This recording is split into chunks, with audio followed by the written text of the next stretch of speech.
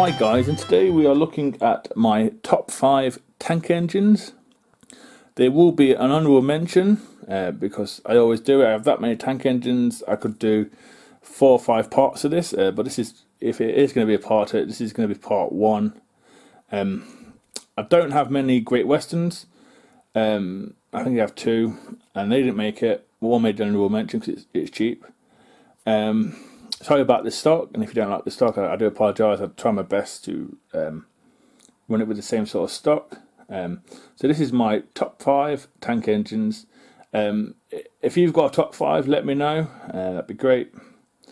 And if you like the video, give it a like. If you think someone else will like it, share it. And until next time, guys, it's goodbye from me.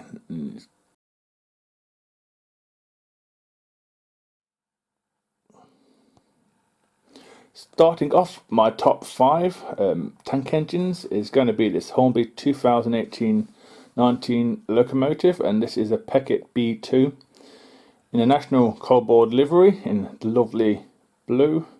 Highly detailed, lovely runner, pickups on all wheels, as you expect. It's a great puller, looks stunning on any layout, even if it's just something to add to your collection. Very nice. Hornby are very good at these small industrial locomotives. The red rods are quite nice as well. It has sprung buffers as well, has a whistle and safety valves, and it has a Great Western style chimney.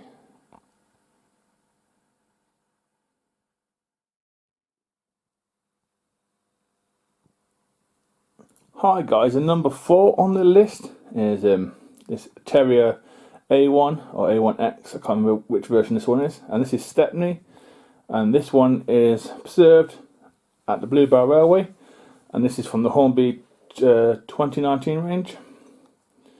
There was nothing wrong with the Dapol, the ex-Dapol 1, which have 3 or 4 versions of that. Nothing wrong at all, but just needed a little upgrading with the cab,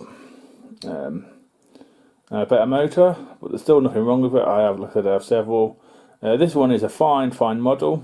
I do wait and see what Rails of Sheffield and Dapol bring out when it comes out. Well, this one is my number 4 pick, and this is Stepney.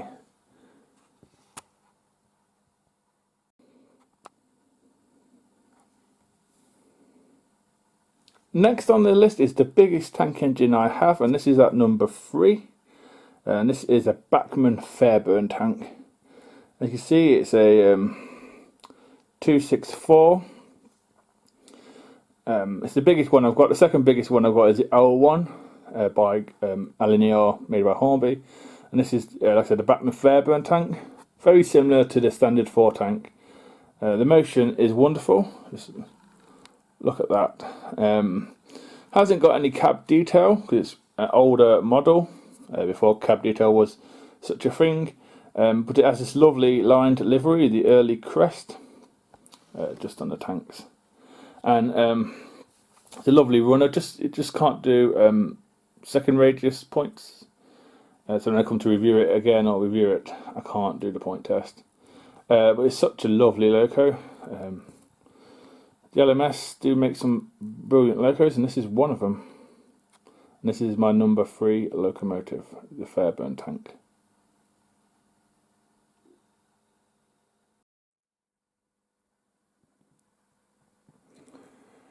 And number 2 is this Hatton's P-Class.